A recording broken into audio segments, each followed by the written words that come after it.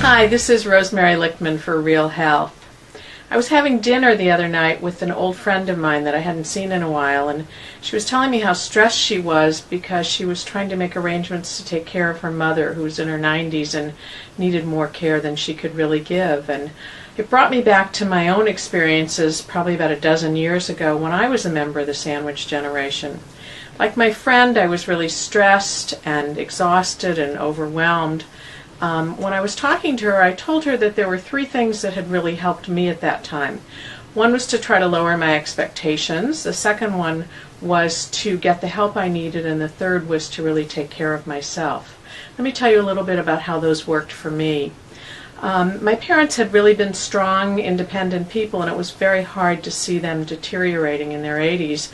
At first I was flying back to the Midwest to help take care of them, balance their checkbook, cook for them, take them to the doctor, and I really did want them to come out to live closer to me, but they were pretty independent and wanted to stay by themselves.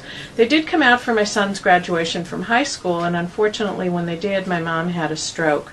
So they never did go back home, and after her stay in the rehab hospital, we moved them in with us and took care of them in our house for another 3 years that my mom lived and another 6 that my dad lived after that.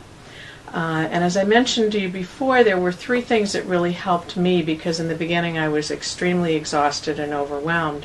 But the first thing I did when I took and made myself have more realistic expectations was I realized that I just could not do everything I wanted to do. I felt a little guilty about it, but I tried not to beat myself up. The second thing was I did get the help I needed. My parents luckily had saved some funds of their own, and I was able to use that for hiring a wonderful nurse's aide. And when my son later on was getting married out of town, first I thought I would bring my dad, but when it became obvious I couldn't, we arranged for some aides to stay with him so I could enjoy that time with my family. And the third thing was I really did try to take better care of myself. I found that jogging in the neighborhood high school track in the morning really helped clear my head and let me start the day with a positive attitude. So I was able to enjoy the years we spent together at the end, and I really treasured those, but only after I was able to balance everyone's needs, my own included, and really take care of myself as part of the sandwich generation.